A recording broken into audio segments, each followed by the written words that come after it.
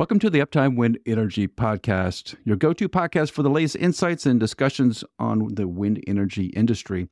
I'm your host, Alan Hall, along with my co-host, Joel Saxum. The U.S. Heartland has recently experienced a series of severe weather events, including violent tornadoes, intense lightning strikes, and large hail. These extreme conditions pose significant challenges to the wind energy industry, as wind turbines are particularly vulnerable to the forces of nature. We are thrilled to have with us a very special guest, Dr. Elizabeth DiGangi, a lightning scientist at AEM. And AEM is based in Germantown, Maryland. Dr. DiGangi holds a Doctor of Philosophy in Meteorology from the University of Oklahoma, bringing a wealth of knowledge and expertise to our discussion. In this episode, Dr. DiGangi will share her insights on the recent severe weather patterns, the findings of the AEM 2023 United States Lightning Report, and the potential impact of these storms can have on wind turbines. She will also discuss the measures wind farm operators can take to mitigate the risk associated with severe weather and ensure the longevity and efficiency of their turbines. Whether you're a wind energy professional, a meteorology enthusiast, or simply interested in the intersection of weather and renewable energy, this episode promises to be both informative and engaging. Join us as we explore the challenges and opportunities presented by severe weather with the wind energy industry with Dr. Elizabeth DiGangi from AEM. Dr. DiGangi, welcome. Thank you very much. I'm happy to be here. Well, you've come at a really good time, in a sense, but also a really bad time, is that there's been so much horrible weather in the middle of the United States where most of the wind energy is created. Tornado after tornado after tornado. And the storm chasers have been putting a lot of that up on YouTube, and some of them saw 10, 11 tornadoes in an afternoon. It looks like movies. What drives the quantity of tornadoes like we just saw? Is that something special about the storm, or is it just a confluence of independent actions? It's something special about the storm environment.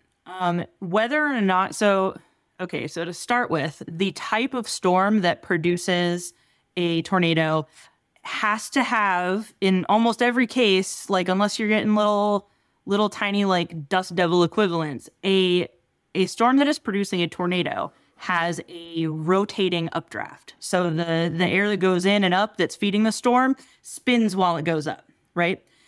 And that helps the storm achieve what we call a quasi-steady state. Like it almost behaves like a spinning solid. Like if you had a cylinder that you were just twirling. There's like a similar kind of analogous physics going on, and that helps these storms persist for a long time. Obviously, you can either have isolated supercell thunderstorms that produce tornadoes, which are characterized by these rotating updrafts. These also are the storms that produce the largest hail. They tend to have very, very strong updrafts and a lot of capacity to like make the severe weather. And then you can also get linear or quasi-linear convective systems that get little embedded rotations in them where they can spin up. Like those are the sort of short-term tornadoes that like go for a little bit and they're like an EF1 or an EF2 tops and then dissipate after 5 or 10 minutes. But the line might produce more. So those are kind of the two modes that it happens. But when you have an outbreak like this is like a convergence of both like air, like atmospheric convergence in a literal sense, and just a convergence of so many factors that optimize the whole, like a whole region for tornado production. The two big key things are, well, three big key things are heat, moisture, lift. There's a fourth thing, something called wind shear. The heat, moisture, and lift generally are pretty easy to come by in the central plains of the U.S. In this time of year because you have warmer, moist air from the Gulf of Mexico that kind of comes up into the plains. And then usually that air mass ends up kind of up against a drier air mass to the further west, like from the mountains and stuff. And that's where you get like the term dry line. It's literally like the line where it goes from being humid to dry. And along boundaries like that and along warm fronts, I think this system was probably had a frontal situation going on because there's like a larger scale atmospheric flow driving it. But along these boundaries, that's where the lift comes in because you get convergence of air near the surface, and it's warm and it's moist and it's less dense than the air it's coming in contact with, so it goes up. The wind shear is the thing that makes it spin. Wind shear is just the way the wind changes with height. So if you have winds coming in from the southeast at the surface, and as you go up through the atmosphere, because the things going on at a high level and a mid level are different than at the surface, that wind shifts in a clockwise direction until it is now, when you're up in near the jet stream's flowing like from west to east. And that's what makes it so that the storm can spin, because the air is then turning as it goes up along those boundaries. It's sort of how the wind industry works here. The mere fact that that dry air is coming from the west, and which makes it great for wind turbines, is hitting the Gulf Coast, humidity, boom. That's where the action gets really violent. And that happens. Does that happen only in a particular time of year? Like, you don't see that in December and January. Yeah, it is much more typical in springtime. Usually by mid to late June, you get, in the U.S. here, we'll get like a big high pressure system that kind of sits over the middle of the country. And you can get good wind from that too. It's just spinning counterclockwise instead of clockwise, or clockwise instead of counterclockwise. But that kind of prevents storms from happening during the day. During the summer is when you tend to get those nocturnal systems that happen, because you get like smaller, weaker storms maybe up in like the high plains and in the mountains, and then they kind of flow downhill, and as they are moving and night comes on, they kind of merge together, and then you get these big convective systems that just kind of cruise across the central and northern plains at night. It's just a different convective regime. But springtime is just when the jet stream is in the right spot and there's that nice dry line set up, and you get the right flow off the Gulf, and everything's kind of in place. That explains a lot. So the thunderstorms we received in August, and I lived in Wichita for a number of years, the thunderstorms you get in August are nothing like the thunderstorms you get in April. They are different animals. The troubling thing here, though, is for like the wind industry, is that because of the taking advantage of the wind, of course, right? The wind turbine farms are placed in an area that is prone to tornadoes as well, right? When, like, I was watching a meteorologist on Twitter I was watching put out a map of all of these tornado outbreaks, where all the warnings were, and the tornado warnings, tornado watches, all this stuff. And like the patterns of those, okay, that was weird how homogeneous the patterns were almost. Like it was like you just kind of moved over a little bit and they were in the same exact path all the way from basically northern Texas to Wisconsin. But you saw like every place they popped up on the map. I was like, oh, I know wind farms there. Oh, there's wind farms there too. Oh, there's a wind farms there too. So you start like, then I started legitimately texting my insurance industry friends like, hey guys, be ready for Monday morning because it's coming. And we should take those alarms that go off and the sirens that go off. And now you're receiving texts from systems like AEM produces that tells you, hey, there's a tornado in the area. You better take action. I know you get a little complacent, especially when we lived in Wichita, weirdly enough, that tornadoes were so frequent that people would just kind of sit on the patio and watch them go by. But that's a bad rule of thumb, right? You should not do that, particularly if you're in a wind farm. You should get the heck out of there. Those are serious, right? I mean, if you were like in and around a wind farm when there was a tornado blowing over, there is a lot of potential very heavy debris that could be slamming into you. Like that's the danger is not necessarily the tornado itself, but what it touches, because whatever it touches, it picks up and throws.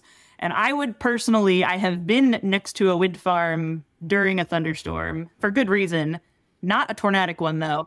But man, I would not want to be hit by like a flying turbine blade. And let's talk about the hail bit, because one of the most damaging things to wind turbines not necessarily is tornadoes, but is hail. And Joel in particular has seen a lot of hail damage in his day, doing root cause analysis damage on wind turbine blades.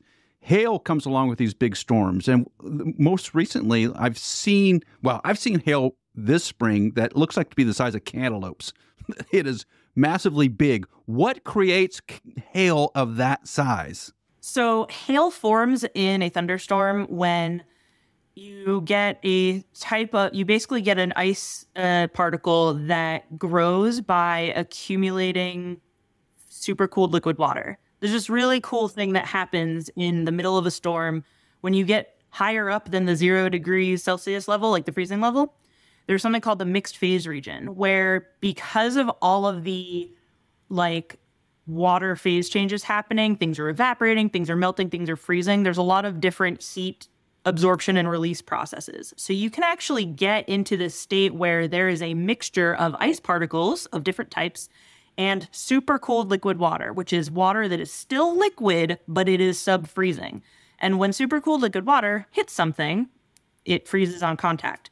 So ice particles in the cloud will basically, because they're being blown around by the wind, collide with super cooled liquid water and grow. And that's how you get graupel, is basically like baby hail. It's a smallish, dense ice particle. It's like a little chunk of ice, little ball, or they kind of look more like styrofoam peanuts, like packing peanuts. And they will keep growing while they're accumulating super cool liquid water. This is really neat because this actually ties into lightning, which this is my specialty, by the way. My dissertation talked a lot about the relationships between the cloud physics and lightning activity. And one of the storms I studied actually produced 5-inch hail. So it was really cool. But yeah, those graupel particles are accumulating the super cold liquid water and getting bigger and bigger as they do. They're just layering ice. And any like ice crystals that are around that bounce off of them in the meantime, they'll steal an electron from. And then you get charge is building up in the storm at the same time that these hail particles are growing. Those two processes are very closely related, which is why we've actually observed in the scientific community in general that lightning total flash rates are very well correlated with hail. If you get a sudden surge in lightning, you're probably seeing some hail growth. But the really important thing about how large the hail gets depends on how strong the updraft is. And those supercells with those really stable rotating updrafts that are very, very strong, they basically will be holding these chunks of ice as they get bigger and bigger, big as your fist, bigger than that. They are floating in the air because the wind going up is providing enough force to keep them buoyant. And so the hail will fall out when it becomes too heavy for the updraft. So the storm that I studied in my master's thesis and my dissertation, the storm that will be mine forever, I've decided, it was a supercell in central Oklahoma in 2012. It produced 5-inch hail late in its lifetime. Early in its lifetime, we sampled it with multiple mobile radars and some in-storm ballooning and stuff. And the updrafts that we calculated from the two radars looking at it at the same time were more than 60 meters per second. So that's like, I think roughly translates to like over 100 miles an hour. Well over 100 miles an hour. Yeah, I'm being conservative because I don't remember the conversion off the top of my head, but it is, yeah. So that's like how fast that's going up. So yeah, that's what can hold a baseball-sized piece of ice, many of them, in the air that long. All right, so that's a really dangerous situation. Again, if there's hail in the area or the forecast is calling for hail, you need to get out of there, particularly Texas, Oklahoma, Kansas, parts of Nebraska, Iowa. The hail can be huge. So some of this conversation makes like, I mean, I'm having revelations from my whole life right now. So grow up in northern Wisconsin, right? Like if you get hail in northern Wisconsin that is the size of like a big marble, people are like, "Oh my, did you see that hail?" Because we don't get as strong as storms up there, right? Like in general. Oddly enough, my high school was called the Hayward Hurricanes. We don't have a whole lot of hurricanes in northern Wisconsin. No. So yeah, but you talk to people like, "Oh, we saw some that were the size of a quarter." If you see like hail the size of a quarter down in like northern Texas or Oklahoma, they're like, "Yeah, just another storm." Like it's not that big of a thing. But you do. Yeah, then you see the pictures where people are like holding baseball-sized hunks of ice, you know? Probably one of the bigger killers in weather is lightning. And we just talked about graupel being the source of that, ice particles floating up in the cloud and circulating around, creating charge. Yeah, that's a complicated process. We still, I'm tossing it out to you. You're the expert. I know from the research on the engineering side, we really don't know how lightning is even created in a cloud. It just kind of happens. It's something that's still kind of up for investigation in the details of it are up for investigation in the lightning research community. But the sort of general thing is that when I talked about this charge exchange, I was kind of teasing a little bit there. So when all these ice particles are flying around in the cloud and crash into each other, and it's, under certain temperature conditions, whatever, they exchange electrons between different size and like density particles. And then like those little smaller ice crystals that are not as dense and not as big as like the graupel will go floating up to the top of the cloud. And then the graupel is kind of got one charge, like it's stolen an electron. So now it's negatively charged, and it's like a lot of graupel particles becoming negatively charged. And then all these ice crystals are positively charged because they're missing an electron. And they go flying up to the top of the storm, and that's what we call charge separation. And so what you get is like a region of this is a simplification of it a little bit, but you get like a layer of negative charge here, a layer of positive charge here, and for the engineers in the crowd, you basically get something you can sort of model as like a capacitor. So you end up with a very strong electric field that forms in between those layers of opposite charge. And the exact mechanism by which the electric field gets big enough to initiate lightning is still a little bit, like, it still is sort of subject of research because it's something that happens on so small of a scale that we like can hardly measure it. It's really difficult. But you get some particles that move a little bit too fast in that electric field, and they will locally enhance it to a point where it becomes so large that you get dielectric breakdown, is what it's called. And so the electric field is too much. So there's a spark, and the lightning will initiate in that region, and then the branches of it will spread into the other, into those regions of charge, and sort of like the lightning carries the opposite charge from what it's traveling through. So you'll get like negative lightning liters going into a region of positive charge, and they kind of cancel each other out.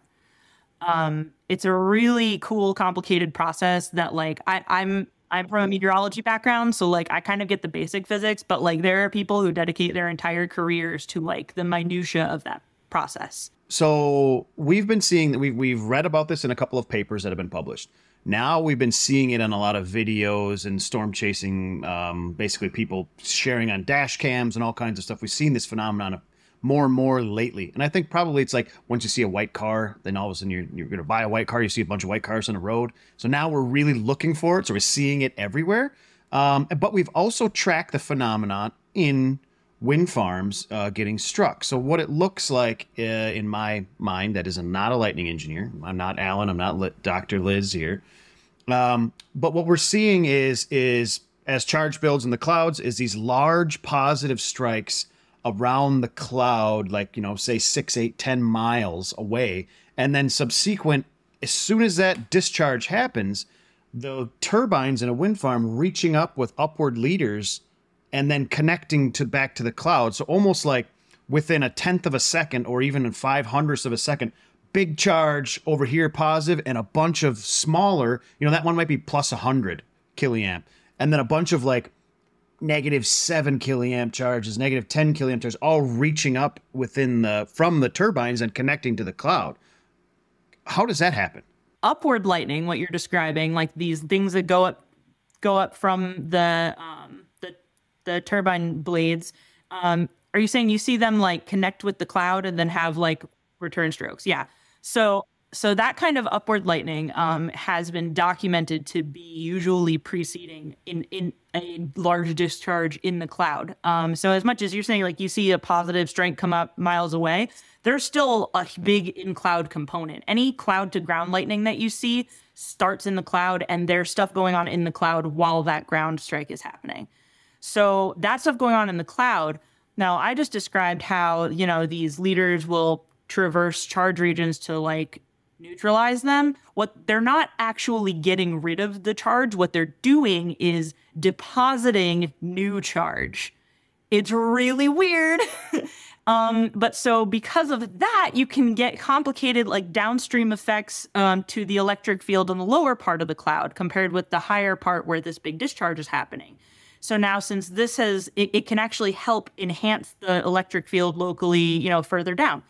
And then when that happens, you've also got all this like charge that's been kind of imposed on the ground surface. That's the surface. You get kind of any electrons that can kind of like, you know, rising up or pushing down depending on the charge in the cloud.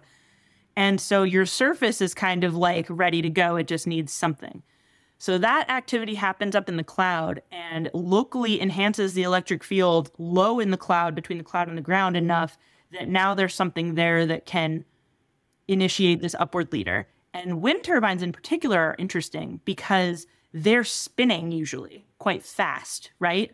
Like maybe they're turned off sometimes during big storms and whatever, but yeah, if they're not at a high RPM, it's because the wind's going too strong and they're curtailed or they're flapped negative or flapped flat so that they're not getting damaged. Because this is the time, like you said earlier, when there is these lot of energy and a lot of wind, and you have a wind shear, and these things are blowing and blowing and blowing.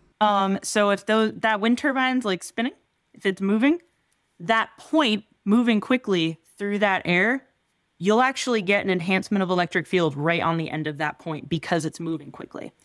And so that then can initiate these conditions have primed it for this, will initiate this upward leader.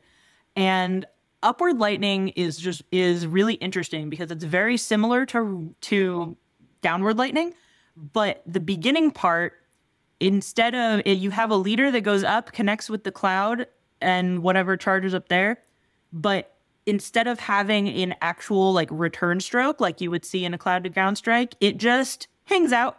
And there's some evidence that it has continuing current while it's doing that. So there's like a constant continuous current flow up and down between in this case, the wind turbine and the cloud.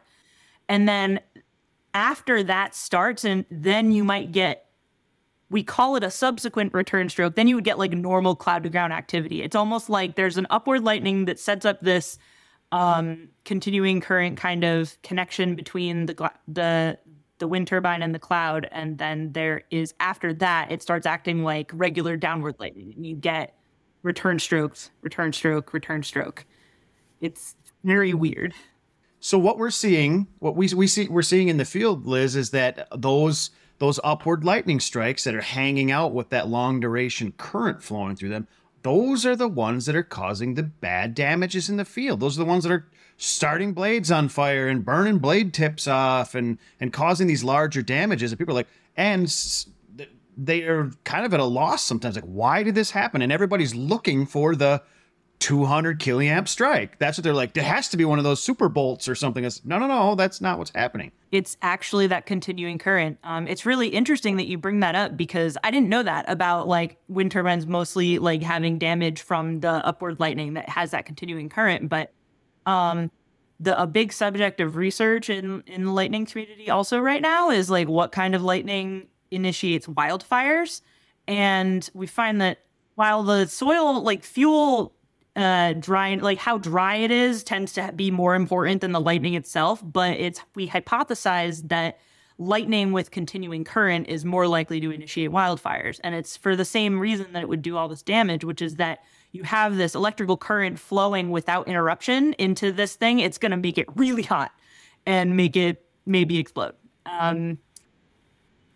Like a regular ground stroke just like hits return stroke, hits return stroke, hits return stroke, but it's like multiple different strike points. It's not just one. So it's, even if it hits the same thing multiple times, the lack of continuity is really critical for that. But so that's what's happening in these wind turbines, right? So like you get that continuing current, and normally, I mean, the down conductor in a wind turbine blade, they're huge. I mean, they're I don't know, 6/0 cable. I mean, that they're 3/4 inches of a wide of cable, right? Yeah, they can handle it, no problem. However, when you sit there and just cook on them with long duration, that's when it gets hot. That's when you can actually ignite the resin systems or the matrix, the balsa matrices or whatever that's inside that blade. And that's when you can run into these massive catastrophic failures.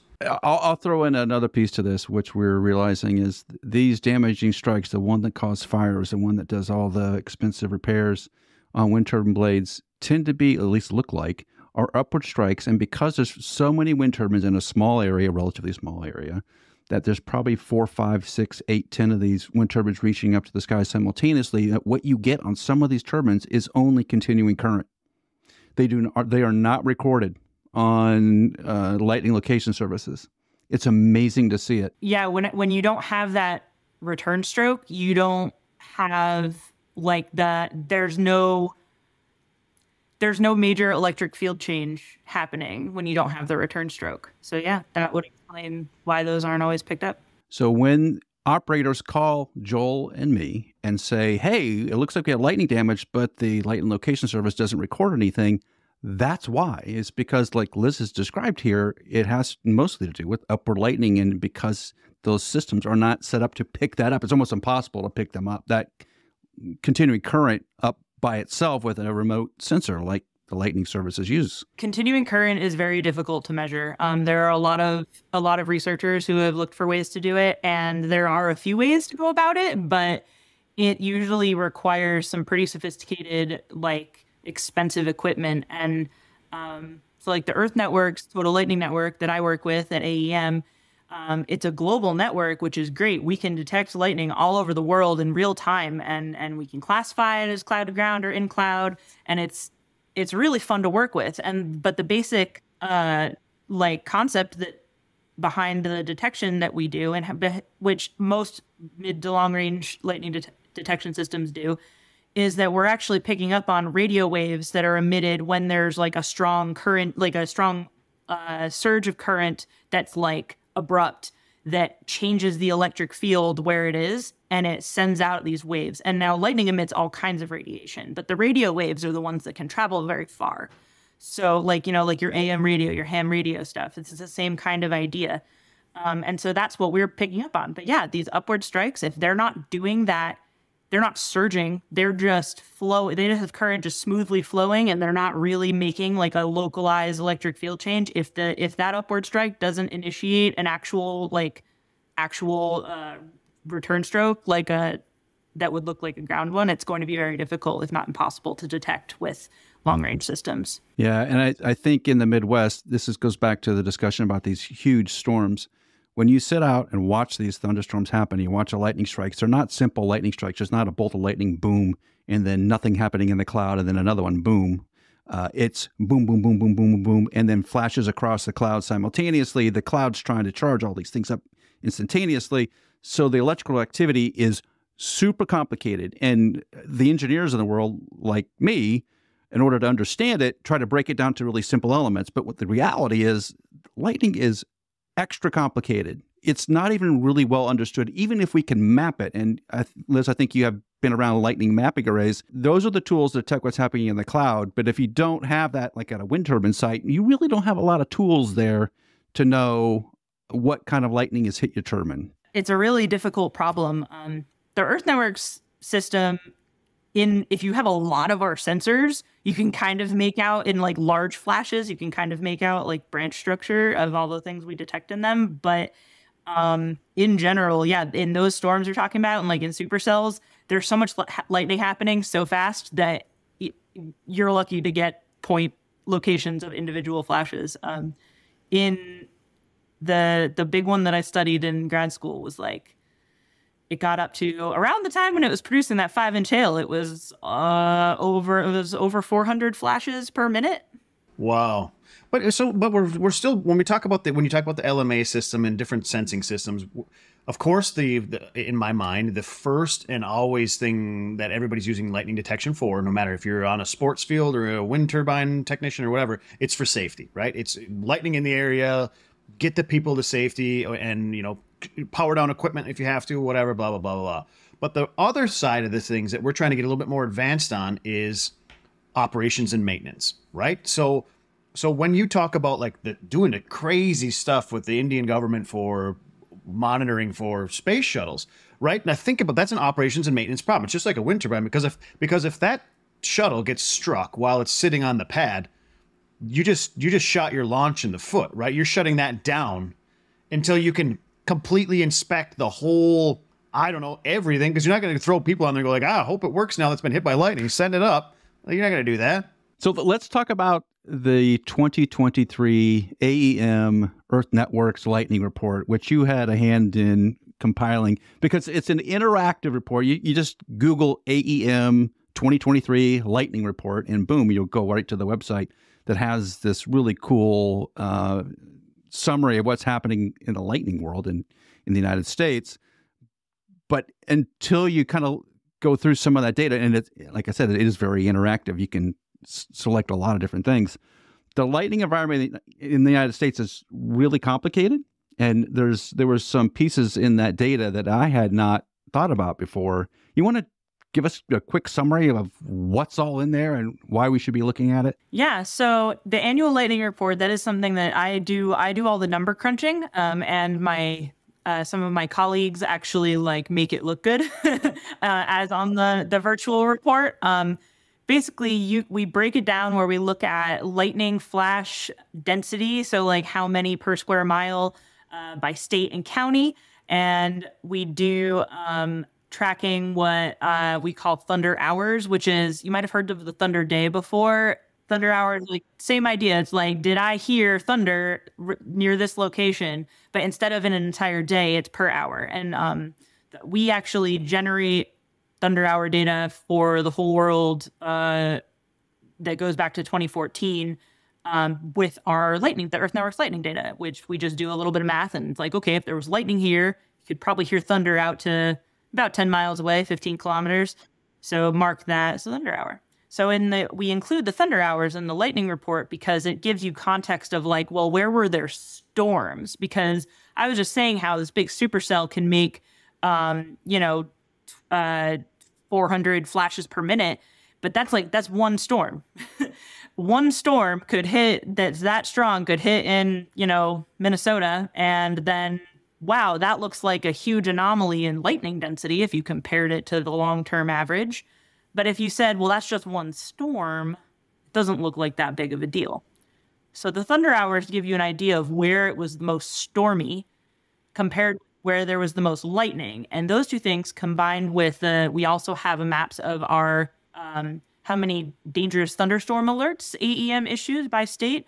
These are DTAs, we call them. It's an automated storm tracking algorithm that tracks cells of lightning data specifically. And once there is the total flash rate exceeds some threshold, it's deemed to be like, this is a dangerous storm. There's a lot of lightning being produced in it. And we think we've calculated that it's moving in this direction. So we issue an alert. It's sort of similar to like severe thunderstorm warning from the National Weather Service, except that it's, as I mentioned, it's generated automatically and it's just based on the lightning. So it's really good for if you care about lightning safety. So those things combined can give you the full story of like, all right, where in the U.S. saw lots and lots of lightning, where in the U.S. saw lots and lots of storms, and maybe more storms than the long-term average. Like there was above average activity here, below here, average here. And then where were these storms deemed like have like a lot of lightning happening very fast?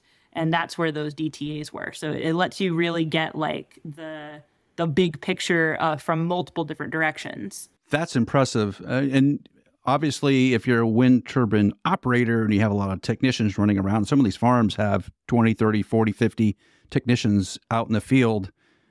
Employee safety is so critical. The AEM Earth Network system that does provide alerts, gives you a heads up. Hey, there's lightning in the area.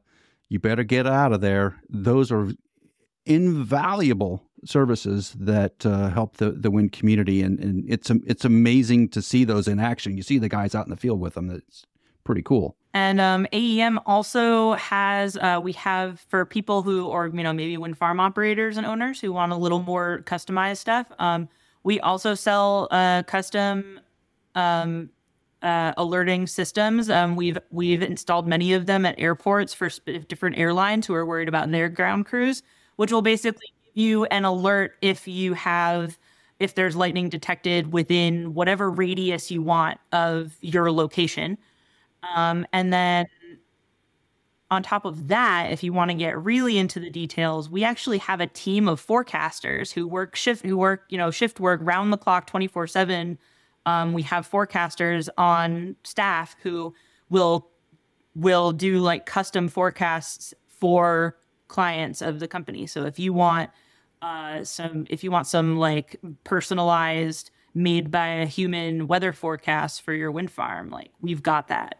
That might be huge for people listening that are operators, or, you know, if you're looking at the procurement side of things for blade work or something like that, like scheduling these people, because one of the things that the wind farm budgets get soaked up by is standby time, right? And you're just paying lightning moves in or whatever. You're paying people to be on the site or at hotels. That's a huge budget burn. Yeah. And, you know, weather forecasting is a lot harder than a lot of people give it credit for. And weather forecasters are a lot better at their job than most people give them credit for. It's very difficult, but forecasters who have been around for a while, and our team are all very experienced, like they know what they're doing, and they know what they're doing better than any individual forecast model does. And it's really like, I admire them so much for the work that they do. Yeah, I guess you get what you pay for in weather prediction, right? And this is why people reach out to AEM. And while we're speaking of that, how do you connect with AEM, especially if they want to talk lightning? How do they get a hold of you? Well, if you go to the website, aem.eco, there is like in the contact us, like there's a form you can fill out of just, want to know about a thing. We also have a pretty active LinkedIn page where the fine folks in our marketing department make sure to keep everyone who follows up on, you know, what we're up to, because the company does a lot more than just lightning. We also do like flood alert monitoring, wildfire alerting monitoring, stuff like that. It's really kind of all encompassing from a lot of different types of hazards. And we're really like, as a company, we are genuinely really dedicated to the safety side of it and to like understanding these things more. That's why they have research scientists on staff, you know. And as a research scientist, there's a much more genuine concern about these things here than I maybe thought there would be when I left academia to come into the private sector. And it's been really nice, honestly, to experience. It's a really great place to work, and a lot of very knowledgeable and skilled people in it. Liz, this has been great to have you on the podcast. I've learned a lot. I know Joel has learned a ton about lightning and storms, and it's fun. I know it's fun to talk about lightning. So we want to have you back. So we're going to invite you back, especially as the storm season progresses. But thank you so much for being on the podcast. Yeah, I'd love to come back. Thank you for having me.